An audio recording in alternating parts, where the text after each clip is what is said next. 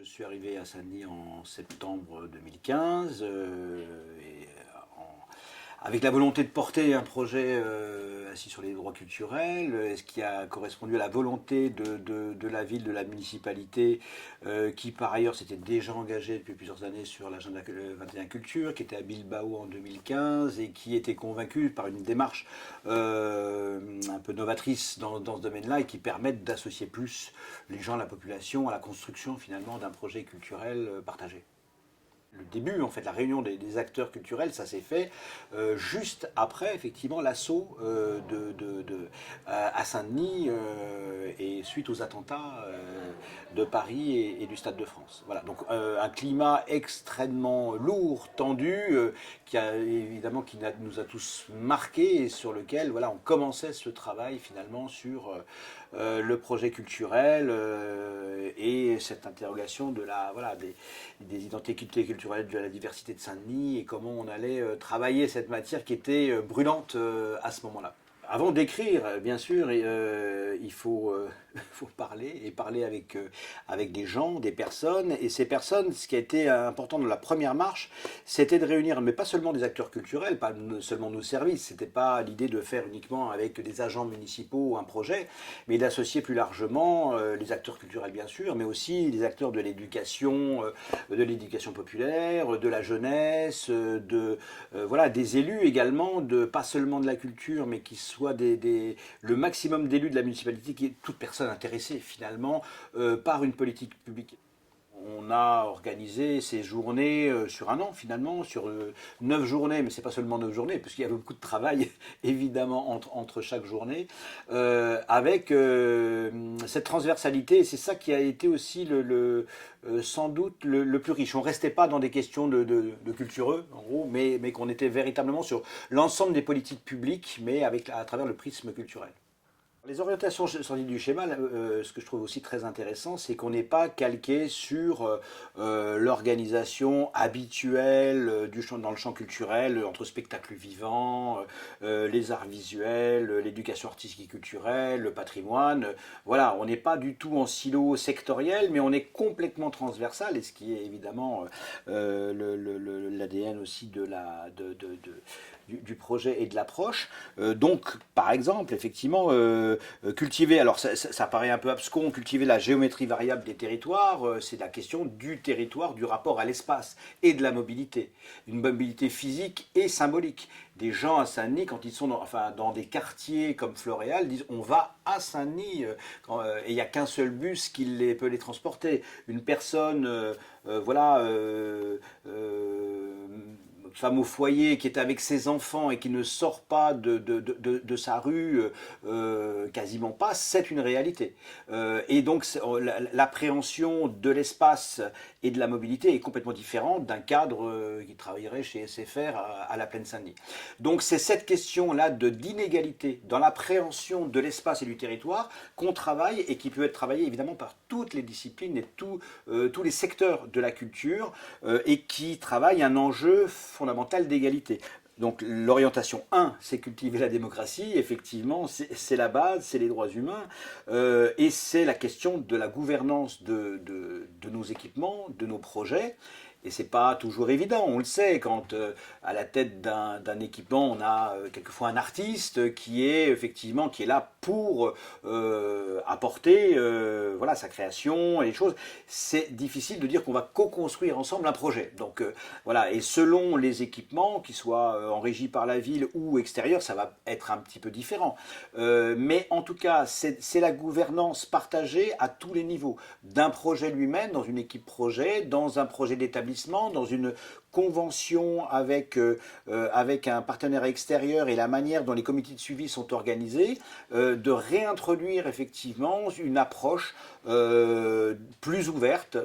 qui laisse la place à la consultation, à l'avis, à la participation des habitants. Autant que faire se peut, et c'est vrai que là encore, de la coupe aux lèvres, il y a encore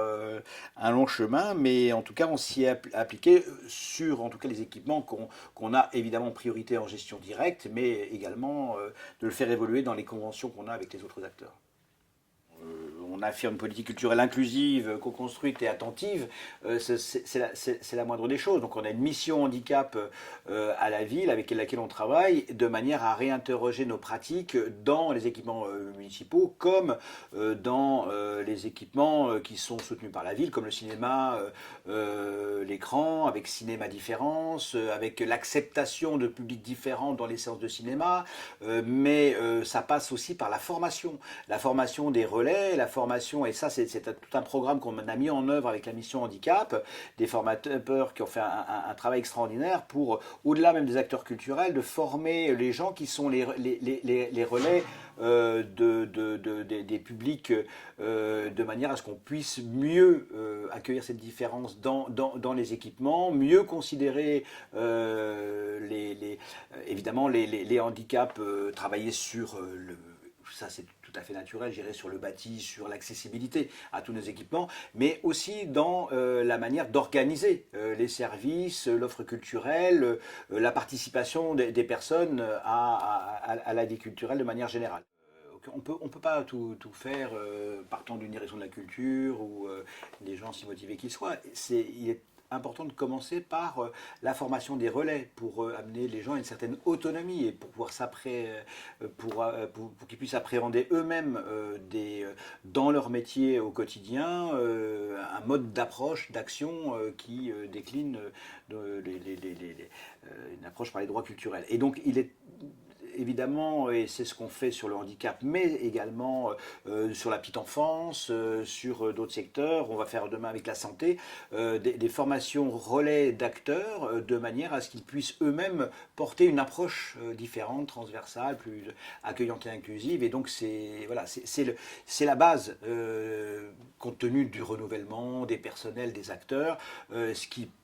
peut assurer la pérennité de nos actions et de nos approches. Les patrimoines et matrimoine, puisque effectivement c'est la question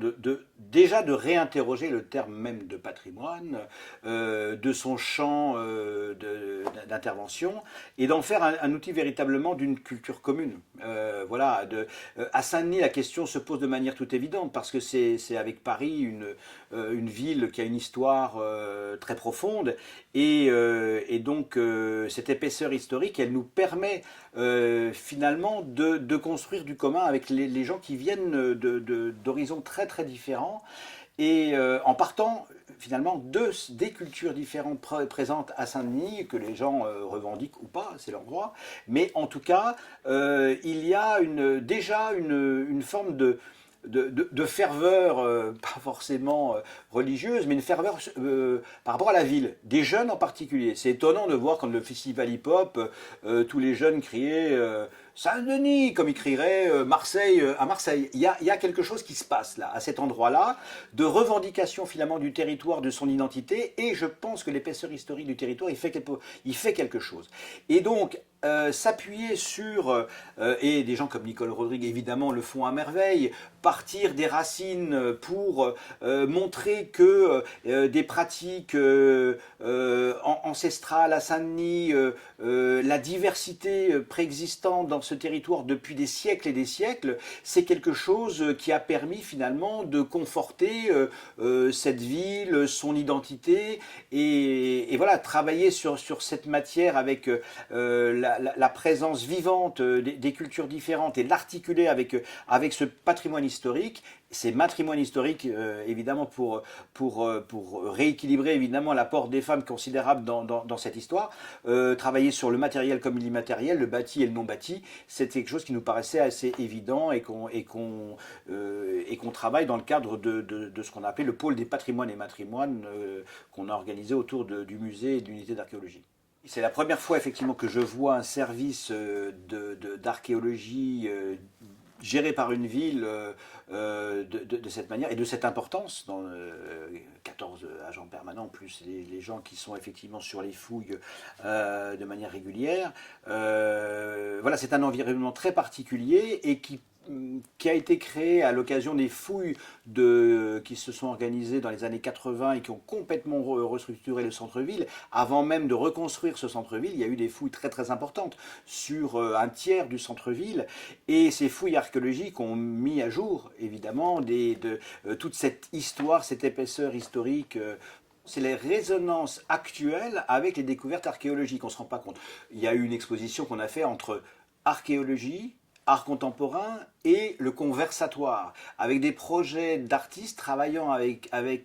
des personnes, des individus dans les quartiers et faisant ressortir justement les éléments de leur identité propre. Et le croisement de ces trois éléments, c'est un peu symptomatique du travail qu'on a fait. Et c'est vrai que l'exemple du four polynésien qu'on a redécouvert derrière la gare, plus de 3000 ans qui a d'âge et qui a été découvert par l'archéologie, a été le prétexte en fait de travailler sur le four à l'étouffée, aujourd'hui encore vivant comme technique dans les villages, dans les pratiques dans de nombreux pays. Il peut être l'occasion de travailler sur les cuisines, la cuisine commune du four partagé du village. Et donc ces résonances entre voilà,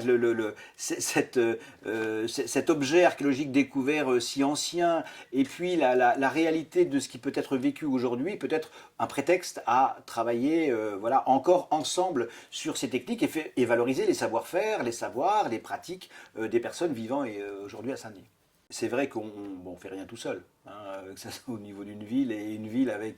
et évidemment elle a besoin d'avoir des interlocuteurs et des partenaires avec lesquels on partage une approche. Quand ce n'est pas le cas, on essaye toujours de toute façon de construire quelque chose, mais c'est beaucoup plus facile, et ça a été beaucoup plus facile, et ça l'est encore avec le département qui effectivement, à la suite de Saint-Denis, a travaillé son projet culturel sur une approche des droits culturels, et il est certain qu'une alternance politique est toujours un risque, évidemment, de pouvoir devoir balayer le travail qui a été fait pendant plusieurs années. Et le gros atout d'une coopération territoriale avec les entités, l'intercommunalité, pleine commune, le département et l'adhésion à une même approche par les droits culturels du projet culturel, évidemment se retrouve aujourd'hui dans des projets comme Capitale européenne de la culture, la candidature portée par Saint-Denis, pleine commune et le département. Et cette approche, voilà, elle doit présider aussi au projet culturel qui doit s'inscrire dans les années qui viennent. De même que l'accompagnement des acteurs importants du territoire, souvent c'est au travers de conventions tripartites avec le département notamment. Et dans le cadre de ces conventions, on travaille évidemment dans une approche qui est commune et qui est assise sur les droits culturels. Donc voilà, peut-être qu'on peut toujours dire on ne va pas assez loin, et c'est certain, mais en tout cas c'est quelque chose de partagé aujourd'hui et qui fait un ancrage important et voilà, qui rend moins fragile évidemment le projet que si on était seul à le porter, parce qu'on sait que voilà, en région parisienne il y a beaucoup de turnover. D'ailleurs la plupart des gens qui ont participé à la création du schéma aujourd'hui ne sont plus à Saint-Denis, mais c'est bien aussi parce qu'ils essaiment ailleurs, et des gens, que ce soit à la région, à pleine commune, au département ou ailleurs, ou à la DRAC, donc voilà, ont été pétris par cette matière et ce travail. Donc c'est aussi quelque chose de positif.